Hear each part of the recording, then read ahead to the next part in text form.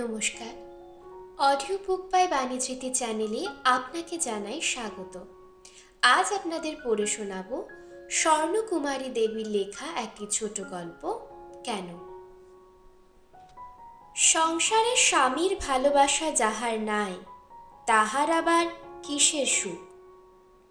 কোলে সোনার পুত্তলি বৎস, কৌশল্যার মতো শাশুড়ি কন্যার অধিক স্নেহযত্ন, তবুও মনের আগুন নেভে না।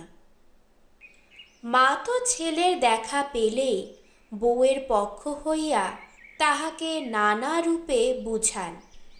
ইনাইয়া বিনাইয়া আমার প্রতি তাহার করুণার উদ্রেগে সচেষ্ট হন। আবার সময়ে সময়ে লাঞ্ছনা গঞ্জনা দিতেও ছাড়েন না।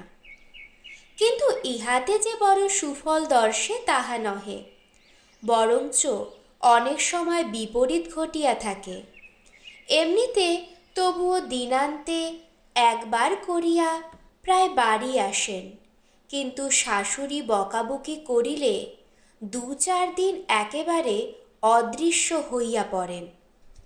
স্বামী যে ভালোবাসেন না পোড়া প্রাণে তাহাও সয়, কিন্তু তাহার এই অদর্শন সহে না। নিয়মিত সময়ে তাহার যেদিন দেখা না পাই, সেদিন প্রাণে অসহ্য যন্ত্রণা উপনীত হয়। মনে হয় স্বামী আসিয়া আমাকে যদি একবার পাদুকাঘাত করেন, তো ইহার তুলনায় তাহাও সুখ। নেশা গো নেশা, সময়ে আহিফেন বা সুরা না পাইলে নেশাখোরের যে দুর্দশা, ইহাও সেইরূপ এক প্রকার নেশা। সমস্ত বুঝি, তবুও এ নেশা তাড়াইতে পারি না। কাজেই শাশুড়ির শুভ উদ্দেশ্যে তাহাকে ধন্যবাদ না দিয়া মনে মনে তাহার অদূরদর্শিতার নিন্দাবাদ করি। দিন 15 পার হইল, এবার উনি ঘরে আসেন নাই। সেখানে লোকের ওপর লোক যায়, ফিরিয়া আসিয়া বলে, বাড়ি বন্ধ গো, বাবু বাগানে গেছেন। শাশুড়ি ভাবিয়া চিন্তিয়া অস্থির, আর আমার আহার নিদ্রা তো একরূপ বন্ধ বলিলেই হয়। খোকার মুখের দিকে চাহিয়া আর ভগবানকে প্রাণপণে ডাকিয়া কোনরূপ দিনটা কাটিয়া যায় মাত্র। একদিন সারা রাত কাঁদিয়া কাঁদিয়া শেষ রাত্রে একটু ঘুমাইয়া পড়িয়াছি। স্বপ্নে দেখিলাম আকাশ ফাটিয়া চারিদিক জ্যোতির্ময় হইয়া উঠিল। সে জ্যোতির মধ্যে স্বর্ণ সিংহাসনে উপবিষ্টা এক দেবী রূপা রমণী আমাকে একটি জবা ফুল ফেলিয়া দিয়া বলিলেন, এই নে, মাথায় পড়, স্বামী ভালোবাসবে। আমি ফুলটি ধরলাম, অমনি ঘুম ভাঙিয়া গেল। তখন ভালো করিয়া রাত পোহায় নাই। আমি তাড়াতাড়ি উঠিয়া শাশুড়িকে জাগাইয়া আমার স্বপ্নটি তাহাকে বলিলাম। বাছা, কালীঘাট যাও, কালী তোমাকে ওই অপরূপ বেশে দেখা দিয়েছেন। সেখানে গিয়া তাহার ফুল পরিয়া আসো। আমাদের বাড়ি ভবানীপুর, কালীঘাট নিকটে। আগেও অনেকবার কালীঘাটে আসিয়াছি, দেবী দর্শন করিয়া তাহাকে দুঃখ জানাইয়াছি। কিন্তু আজ প্রাতঃকালে তাহার দ্বারে আসিয়া যখন দাঁড়াইলাম, বলি রক্তস্রোতের পার্শ্ব দিয়া লোল জীব, কৃপাণ হস্ত, নৃমুণ্ডধারিণী ভীমরূপা কালীর সম্মুখে আসিয়া যখন দাঁড়াইলাম, তখন মাথা কেমন ঘুরিয়া উঠিল। স্বপ্নের সেই করুণা রূপিণী প্রসন্না হাস্যময়ী অনুরূপা অপরূপা প্রাণ মোহিনী দেবী মূর্তির সহিত ইহাকে এক ভাবিতে পারিলাম না। তাহাকে দেখিয়া প্রাণ আশামুক্ত সুশীতল হইয়া উঠিল। ইহাকে দেখিয়া ভয় শিহরিত নিরাকম্পিত হইয়া উঠিয়া দ্বারপার্শ্বে বসিয়া পড়িলাম। সঙ্গে উমি দাসী ছিল। সে ভয় পাইয়া বলিয়া উঠিল, ও মা, বৌমা আমাদের কি হলো গো? সেখানকার একজন পূজারী, তিনি আমাকে চিনিতেন। তিনি তাড়াতাড়ি কালির কোষাকুষি হইতে খানিকটা জল আমার মাথায় দিয়া উমিকে বলিলেন, এখানে লোকজন আসবে, বৌমাকে ধরে ওই বটতলায় নিয়ে বসাও। আমি উর্মিকে ধরিয়া মন্দিরের বাহিরে একটি নির্জন বটতলায় আসিয়া বসিলাম। গাছতলে আরও একজন রমণী বসিয়াছিল। উমি তাহার সহিত গল্প ফাঁদিয়া বসিল। বলিল, বউ ঠাকুরনকে নিয়ে অথান্তরে পড়েছিলুম। ভিড়মি গো ভিড়মি। হ্যাঁ গা, তুমি কোথায় থাকো গা? রমণী বলিল, আমি অনেক দূরে থাকি গো, আমায় চিনবে না। তোমরা কোথা থেকে আসছো? দাসী, আমরা এই ভবানীপুরের লোক। প্রাণনাথ বাবুর নাম শুনে থাকবে কি? এককালে ছিল ভালো, এখন ভেঙে পড়েছে। রমণী, উনি তার কে হন? দাসী, স্ত্রী গো স্ত্রী, তা বলবো কি দুঃখের কথা। ত্যাজ্জা হলেন কমলিনী, কুজ্জা এখন পাটরানী। একবার মুখপানে চেয়ে দেখ না গো, মনো দুঃখে শরীরটা পাত করেছে। একবার বেটিকে পাই তো দেখিয়ে দে, ডাইনি বেটি, একটু মায় দয়া নেই। এমন লক্ষ্মীর এই দশা করলি। তবে শুনতে পাই নাকি ভদ্দর ঘরের মেয়ে ছিল, পোড়া কপাল ওমন। আমি তখন ভালো হইয়া উঠিয়াছি। আমি বলিলাম, উমি, তাকে গাল দিস কেন? আমার অদৃষ্টে ভগবান সুখ লেখেননি, তার কি দোষ? ইহার ওপর অপরিচিতার নিকটে আসিয়া বলিল, সত্যি লক্ষ্মীরূপা, এমন স্ত্রীকে স্বামী নেয় না।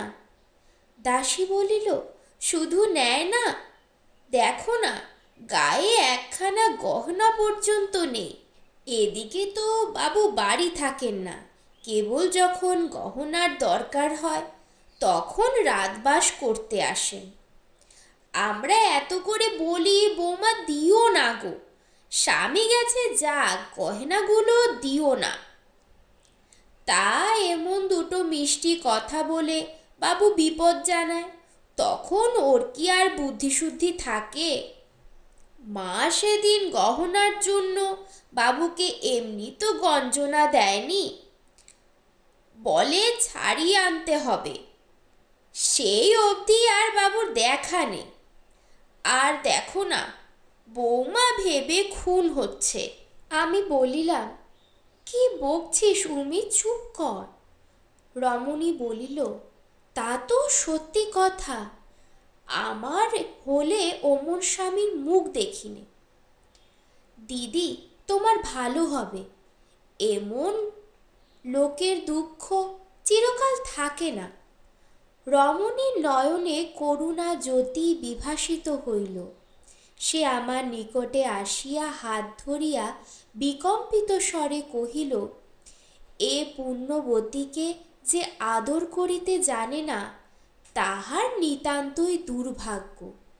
দিদি, তোর দুঃখ আমাকে দে, মা কালী যেন তোকে সুখী করেন। তাহার সমস্ত মূর্তিতে এক অমানসী সৌন্দর্য প্রদীপ্ত হইল। আমার স্বপ্নের দেবীকে মনে পড়িল। সেদিন দুপুরবেলা একজন অপরিচিতা বৃদ্ধা আসিয়া হাঁকিল, ও গো মা ঠাকুরনরা, এই গহনা নাও গো, বাবু আমার ঠাই বাঁধা রেখেছিল, টাকা দিয়ে বললে বাড়ি দিয়ে এসো, বুঝে সুঝে সব নাও।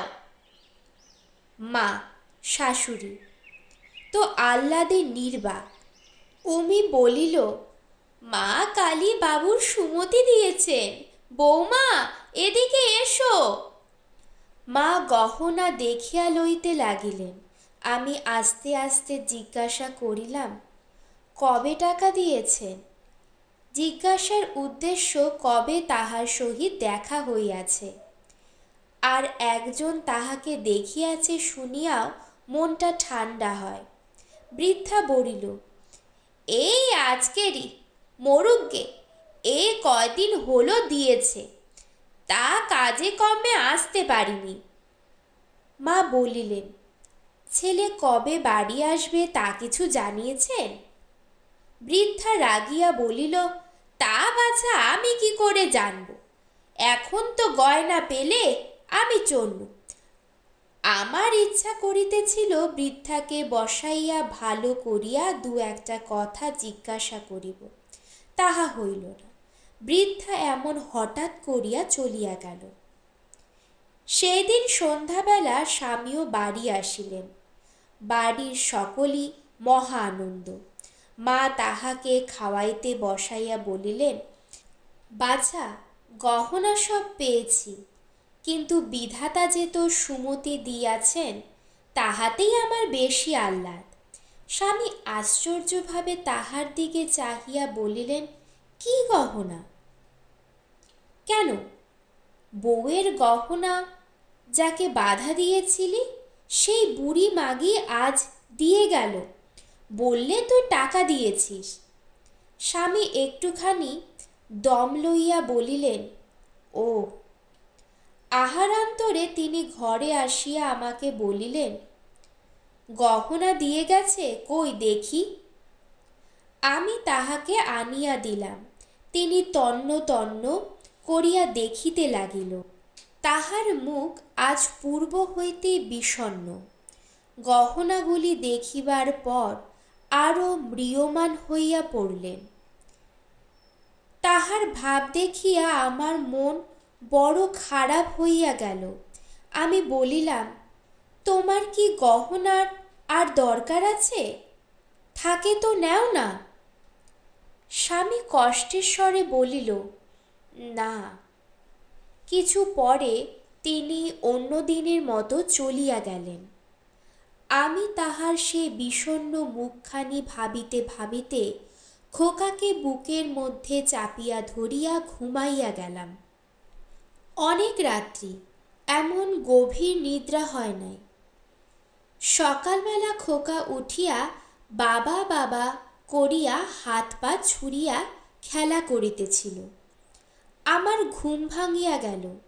জাগিয়া মনে করিলাম, এ কি, এখনো স্বপ্ন দেখিতেছি? বিস্ময়ে চক্ষু মর্দন করিয়া আবার চাহিলাম। দেখিলাম স্বপ্ন নহে, সত্যই স্বামী পার্শ্বদেশে দাঁড়াইয়া আমাকে দেখিতেছে। তাহার মুখ বিষাদ গম্ভীর, হৃদয়ে যেন মহাবিপ্লব। আমি চমকিয়া বলিলাম, তুমি, কি হয়েছে?